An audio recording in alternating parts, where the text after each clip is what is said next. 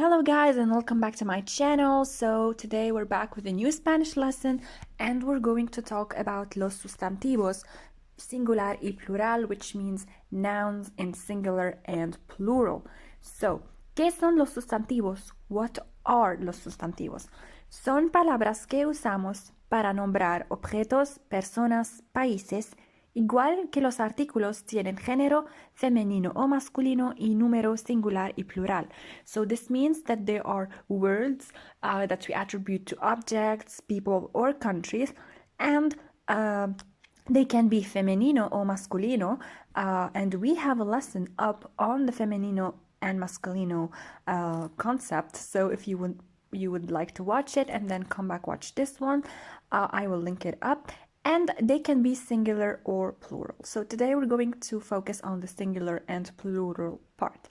So before we start, we have to remember a little bit los artículos and what are they. So we're going to make a lesson about this one. It will be up in a couple of days. You can watch it. Now, we have two types of artículos. Los artículos determinados, cosas conocidas. This means that we're talking about a determined artículo that talks about something that we know, like something specific. For example, if I say el libro, the book, I know which book I'm talking about. But los artículos indeterminados, cosas no conocidas, I'm talking about a book, for example, un libro, but I don't know which book I'm talking about. Like, it's not specific. Son cosas no conocidas that I don't know, like, what I'm specifically talking about. So we use el and un for masculine, singular, la and una for femenino, singular, los and unos for masculino, plural, masculine, plural, and las and unas for femenino, plural, feminine and plural nouns. So this is a little glimpse about los artículos. Now we're going to start with singular y plural forma. We're going to talk about general rules, regla general. So most of the time and generally, when we want to transform a word from singular to plural, what we do is just add an S at the end of the word. For example, el niño, the boy, becomes los niños. You see, we changed the artículo here, as we saw in the chart before. El becomes los in plural, so we say los niños. We changed el to los, and niños we just added an S. So this is like the general rule. And another example, la casa becomes las casas, the house, the houses. So we changed la from las, and the casa, we just added an S to it. So this is like the general rule. But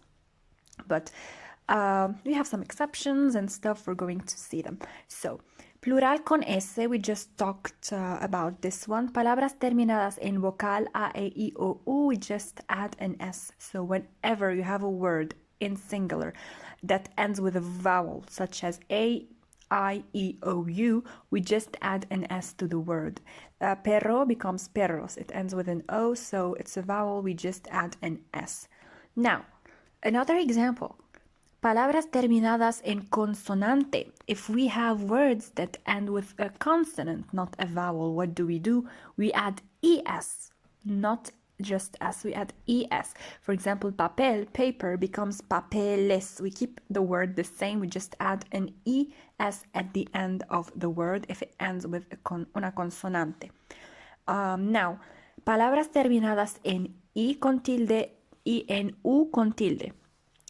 Words that end with an I and it has an accent, and U with an accent, we add ES también to the end of the word.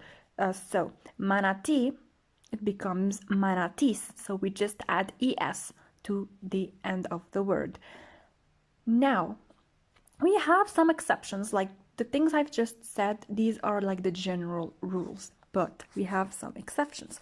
So here we have the word menu, which means menu.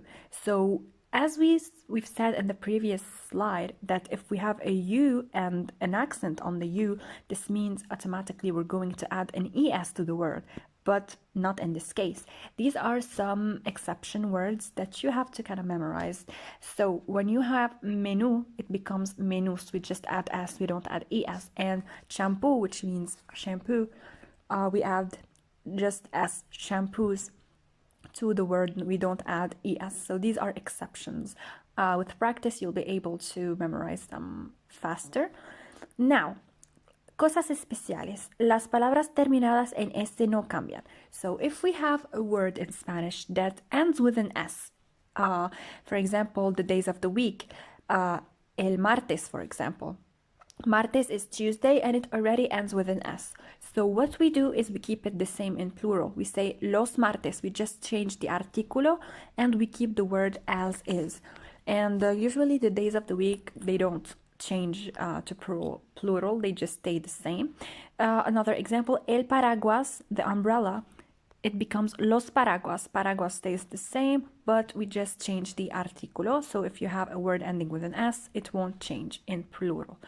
Now, las palabras terminadas en este no cambian. This is what we said. Words that end with an S don't change, but we have some exceptions again.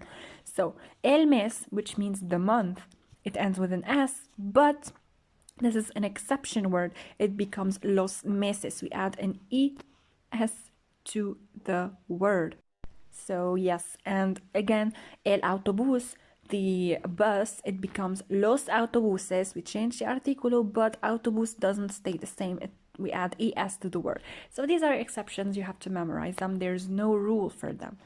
Now, las palabras terminadas en z forman el plural con ces. So if you have a word that ends with a z, letter z, what we do is we remove the z and we add ces. So pez becomes peces. So this is what we do. If you have a word that ends with a z, you remove the z, you add ces at the end of the word. Now, el plural masculino es también el plural general. So if we're talking about a group of people, let's say los padres, the parents, okay? How do we know, how do we transform this word in plural? Because we're talking about parents. So we have a mother and a father. We have both masculino and femenino characters. So padre plus madre, mother plus father becomes los padres. So it's changed in plural in masculino. It stays in masculino. So we don't use the femenino when we're talking about a group of people. Or the students. I don't say las estudiantes, even though we have girls, but generally it just stays in masculino. So we say los estudiantes. If we have a group of people, we have boys and girls, we would use in plural the masculino form. Okay, palabras que solo tienen plural. We have words that are only in plural, like they don't have a singular form. Las tijeras, for example, the scissors. Las gafas, yes, they don't have a singular form. They're just in plural.